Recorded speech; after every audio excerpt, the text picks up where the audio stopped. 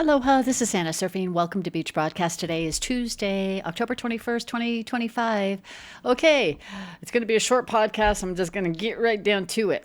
This is on FAFO updates, and then the National Guard, they got the green light. Court says, yeah, they can go to Portland. Ford, Buffett, Soros, funding, no kings.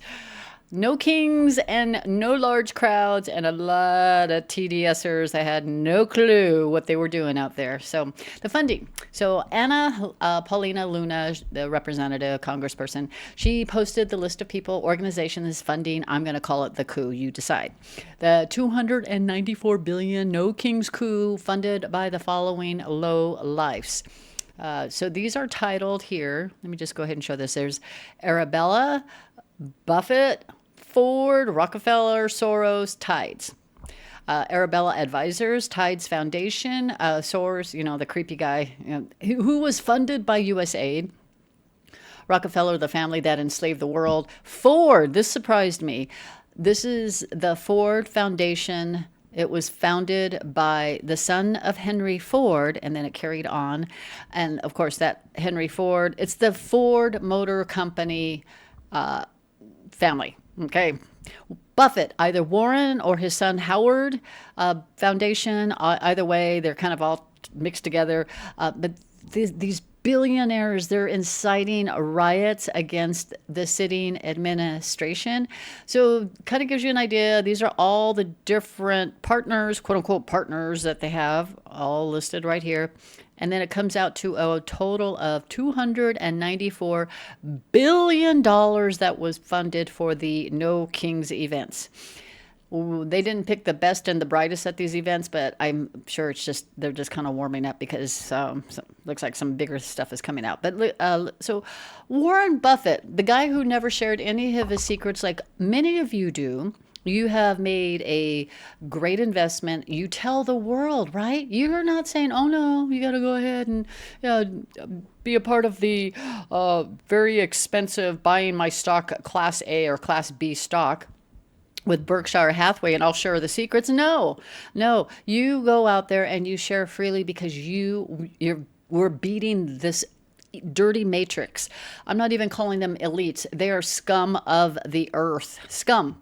Arabella, Warren Buffett, the Ford family, Rockefeller, we know that, Soros, and then Tides Foundation. Okay, so these are quote unquote foundations. Warren Buffett has 4 foundations. They all have multiple foundations, okay, for a reason.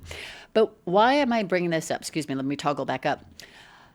Because we're beginning to see that the No Kings events also has Antifa as part of these events, right? They're out there, they're doing what they're doing, and they're now classified as a domestic terrorist organization.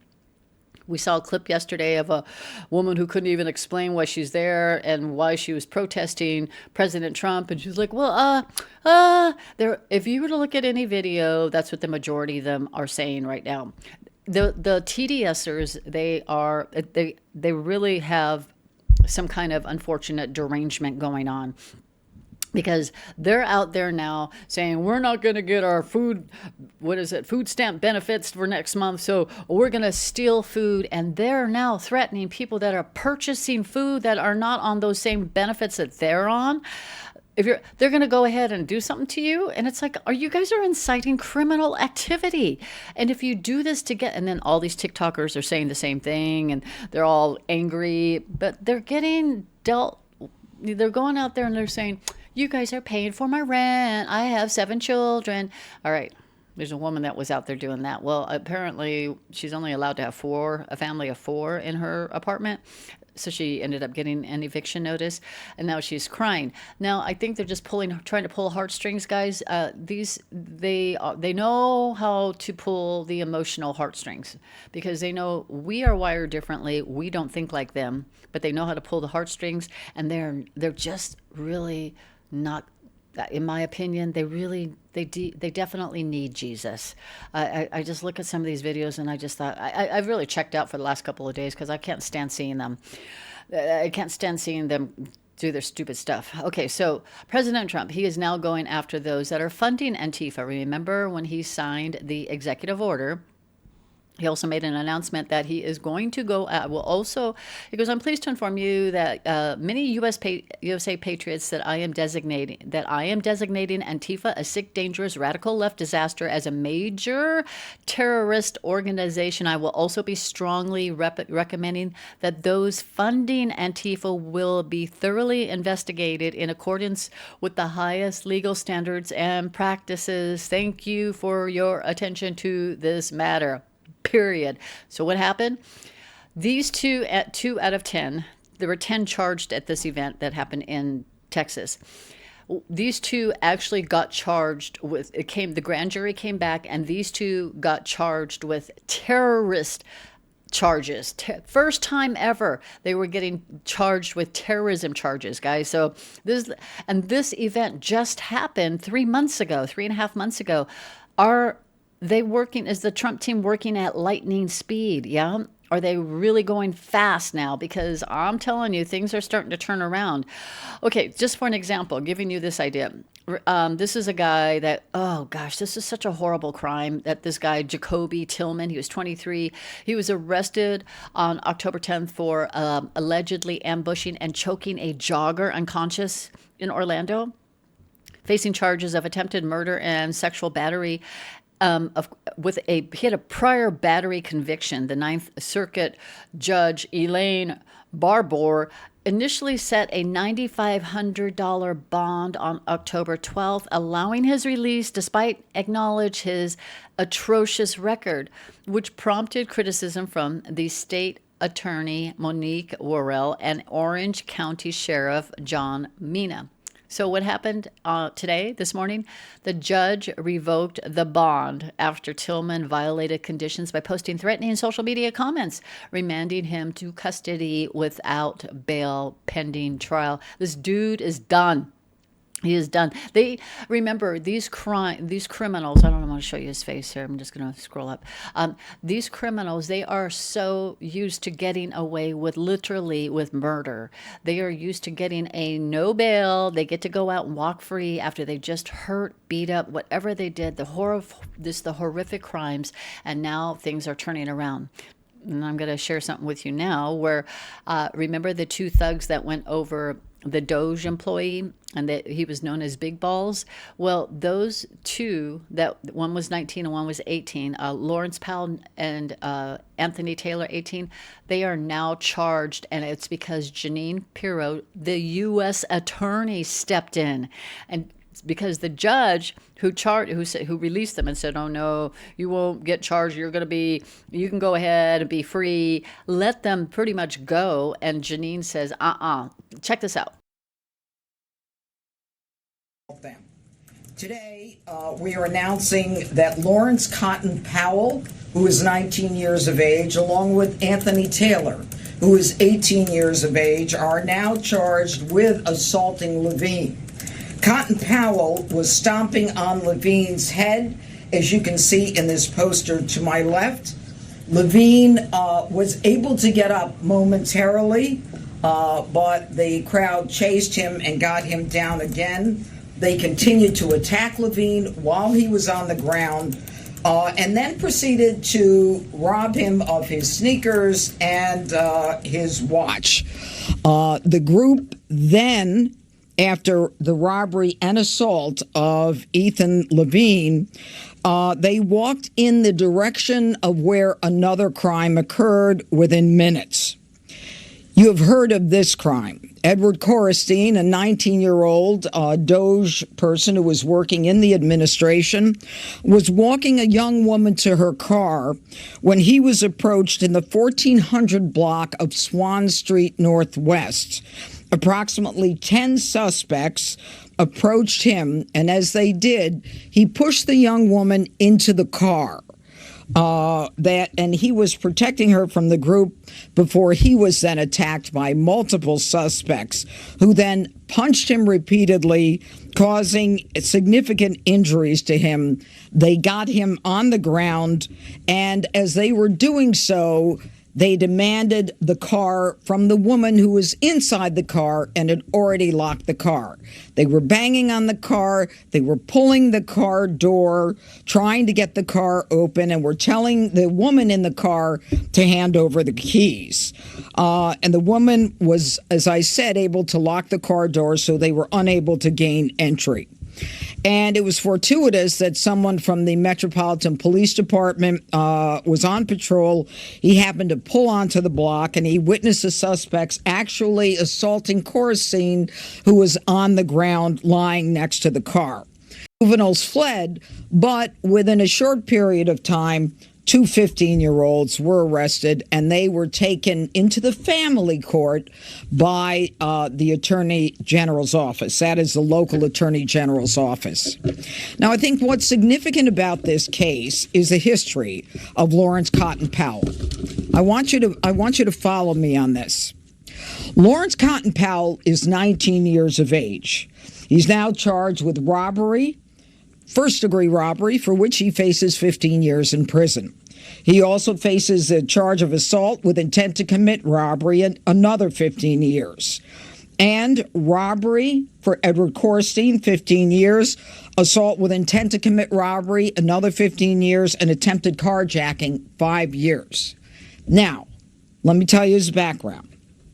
On April 3rd of this year, Lawrence Cotton Powell was sentenced for a felony attempted robbery. My office asked for jail time. Judge McLean, a judge sitting in the criminal part in Superior Court with no criminal background, made a decision to give Cotton Powell probation in spite of his conviction on a felony attempted robbery. Within 31 days, by May 4th, Powell reoffends. He's rearrested while he's on probation from the felony, and he's charged with simple assault and possession of a prohibited weapon B. On May 4th, my office asked that probation be revoked. But on May 16th, that same Judge McLean comes back and releases Cotton Powell and tells him basically, be a good boy. On July 24th, he is sentenced to one of the two misdemeanors that he's charged with. Again, my office asked for jail time after he victimized yet another person. And on July 25th, another judge suspends his sentence and decides that he should be on probation. So after a felony of attempted robbery conviction, after a violation of probation, after a second crime, after a second conviction, after no compliance with C. Sosa, the judges say do better and they let him go. And guess what? Within 10 days, he's at it again with Ethan Levine and Edward Corricine. Now, the co-defendant in this case is an individual by the name of Anthony Taylor. He charged also with the same arrest. He is with the same crimes. He is from Maryland. He is 18 years old. We are unaware of any history as it relates to him. I want to thank the Metropolitan Police Department. I want to thank the fact that this department went above and beyond and worked incredibly hard. Different rules, different way of running. This is what they are not used to. These criminal thugs were used to looting money, looting, stealing, robbing. They can go into a grocery store or any kind of store in California and take $750 or $950 worth of goods and not get charged, do it again the next day and not get charged. And the rules are now changing. We have a new sheriff in town, and that is Donald J. Trump. And we have Jeanine Pirro, who stepped in to start to take action. Some of you are asking, why are they letting the judges do this? I call it they're setting the traps. Remember, the end isn't going to be for everyone. Greatness and goodness. Would you imagine a dirty judge judge living across the street from you, and you have the spirit of God, and they have the spirit of, we want to make this world evil and corrupt. It's not going to be that way. These people have to get flushed out, and unfortunately, it has to be through the system that they have a lot of control over, but she went ahead and stepped in. So a little bit of FAFO updates.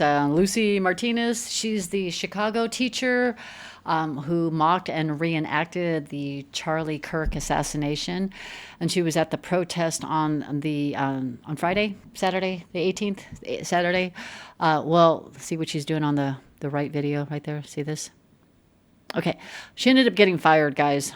So some of you are saying she didn't get fired, that the school reprimanded her, but many other reports are coming in that she did get fired. This guy right here, he was making racial slurs. Check this out. So this guy goes out and yells, go back to Haiti.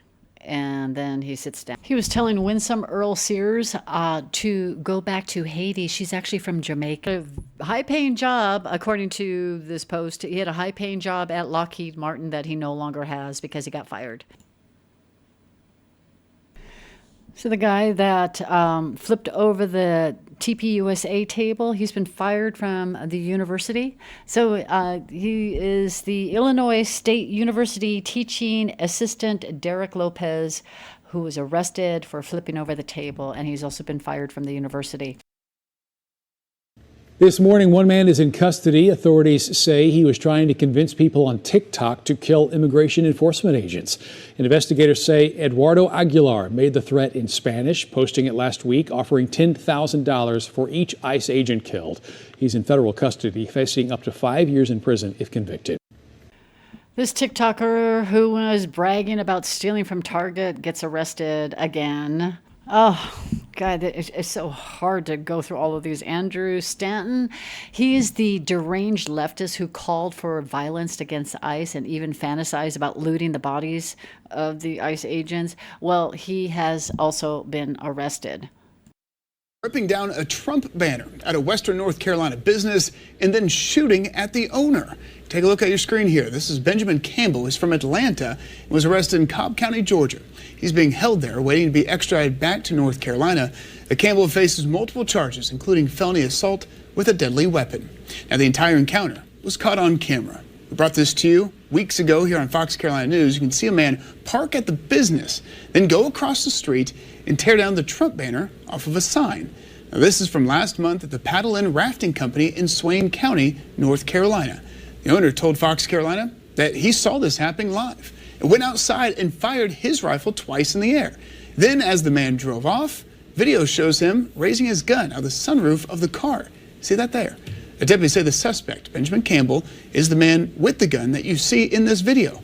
Earlier this week, Swain County deputies traveled to Georgia to arrest accused. And then there was a TikTok plot to put bounties on the heads of ICE agents. It was exposed as an illegal immigrant, and that person was arrested in Dallas, Texas. Seeing the pattern now? So we've got this one here that got overturned, and then we got these two horrible people that ended up getting taken care of. They now are charged, and they'll be dealt with. So the troops are now also, because the courts are trying to prevent the troops from coming into Portland to do their thing. Well, the it was ruled on the Ninth Circuit Court of Appeals on Monday to deploy the National Guard, and they're able to do that. And it was a big decision, and it will mean that Antifa in Portland are now in serious legal trouble and can immediately deploy the troops to Oregon National Guard troops to Portland on Monday. Okay, so the big question, which will be certainly mean Antifa in Portland, they're in big trouble. They're scared. They're not used to this. Now get ready, guys. Remember, we've been kind of getting ready for what big name is going to come out. Well, what big person, what big swamp name is going to get dealt with next? Well, President Trump, he just posted this today. Check this out. Should shake every single American in their shoes. I hate to say this, but President Barack Obama, there is now incontrovertible evidence that he was the spearhead of a seditious conspiracy to subvert the will of the American people and overthrow the United States government back in 2016. We must, absolutely must, hold every one of these criminals accountable for the crimes that they committed. They are the most heinous crimes committed in American history. James Comey, John Brennan, Clapper, Rice, Biden was in the meeting in July 28th in the Oval Office. They briefed Barack Obama on Hillary Clinton's plan to, quote, tie Trump to Russia collusion lies. It consumed our national discourse for 5 years. It undermined a sitting duly elected president. It sabotaged administration. It framed a three-star general. It destroyed and ripped this country apart. We had a constitutional crisis, the likes of which I don't think any American can fully comprehend. It is atrocious, and every single one of them must be held accountable. Liberals are losing their minds because they're like, this is just a small segment of a really massive crowd. Well, don't you think you'd share a picture of the mass crowd, right? They're also sharing a lot of old videos of like these big things that happened back in 2017. And not only that, these people aren't really that bright. Oh, this looks like a pretty decent size crowd. 1, 2, 3, 4, 5, 6, 7, 8, 9, 10, 11, 12, 13, 14, 15, 16, 17, 18, 19, 20. Okay, next group, maybe another 20. Maybe 30. Okay, so 50, 60, 70, 80, 90, about 100 people. Wow, whoa. Guys, that's how long, I mean, if you were... President Trump had thousands, tens of thousands of people show up for one rally. This is like one of many of the different locations they have. So, whoa, wow, this is a massive crowd. All 18 people there. Wow. And then look at this one. Whoa, look at this. 1, 2, 3, 4, 5, 6, 7, 8, 9, 10, 11, 12, 13, 14, 15. Wait a minute, let me move this over. 16. And then over to this side, 17 people. Wow, that's massive. I'm really trying to look for crowds, guys, and this is another one. It's massive. There's probably about 40 or 50 people right here. I honestly believe that the National Guard is out there for something bigger, and it would lead back to that video I shared with you a few minutes ago.